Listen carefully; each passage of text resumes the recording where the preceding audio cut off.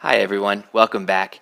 Today we're going to be drawing a boat. I've been getting a lot of requests to do a boat drawing, and boats are just beautiful objects. I love drawing them, even though I don't know much about boats. I never go on boats, but I live near the water and I just love looking at them and the graceful shapes that they have.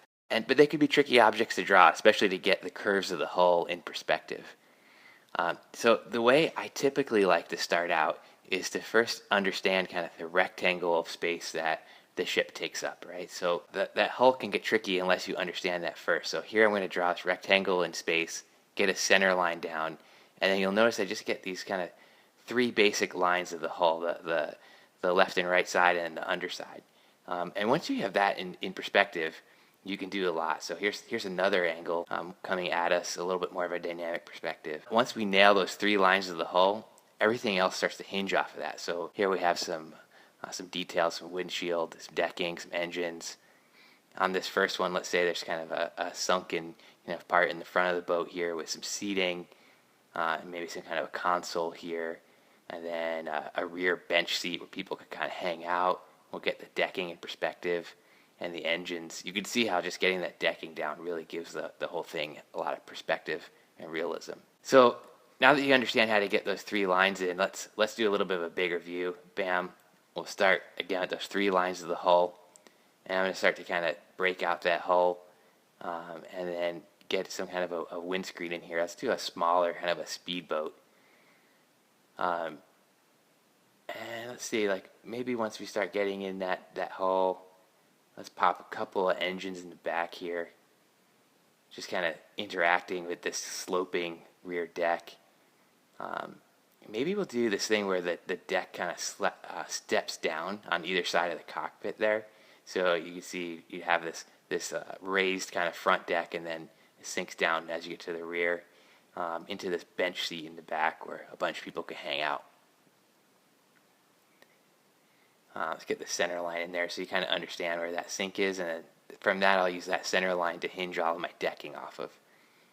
And maybe some kind of a floating console, so some kind of a neat little projected console up here. And what's a boat without a pilot with a striped Navy shirt, right? So let's get him kind of sketched in. So now that I have the line work kind of loosely in, I'll start applying some marker for the decking. And so I want to do this before I really go crazy with the line work so that the marker doesn't totally interact with the pen. So just some light lines here, and it won't freak out the ballpoint too much. Now that I have that decking kind of in with the marker, I'll start to come in heavier with the ballpoint, some basic hatching. You'll notice when I do my hatching, I always have it going in the same general direction. It never cross hatches. It's only ever a single hatch. I'm going to use that hatching on the engines here too, really quickly to give some dimension, right? So I went over once with one layer hatching and then another layer on the side surfaces. Let's add some decking on the back here too, so that wood kind of really flows over the whole shape nicely. And I'm going to come in here with some shadow, using my line weight to create shadow, so you could get the sense of depth on those steps to understand that the decking really goes down. And now we're going to really power through on that windshield. You know what? I think we got to switch to the Sharpie here, right? Just to force my line weight to be a little bit heavier, and say there's some trim around that window. Coming back with the ballpoint, let's say there's some kind of a reflection hitting that glass, reflected light coming off the water. Again, notice how I'm using my hatching here, right? So notice I'm using the hatching all in the same direction, going from dark to light. Whoops, hit the camera. Now coming back in, really powering in some details on the underside of the glass. Back with the Sharpie, kind of darkening up some of that line weight.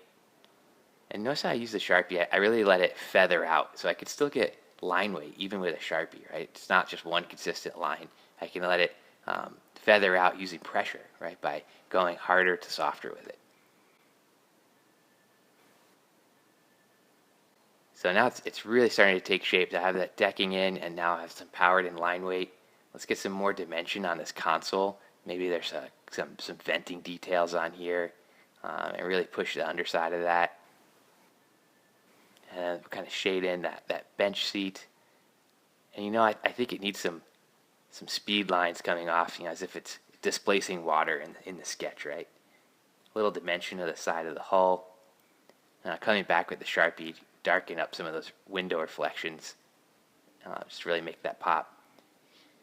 And I think we got to go back, coming back with the blue. I wasn't going to use blue in this, but we need to get his blue stripes on the pilot shirt there. And I think having some blue sidewalls to this cockpit will help it stand out a little bit more, give it a little bit more dimension, a little bit more interest in the glass too.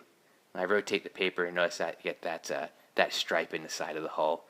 Sometimes there's just no way to get the line other than to rotate the paper so you can let that line flow off from the hinge of your shoulder and your elbow.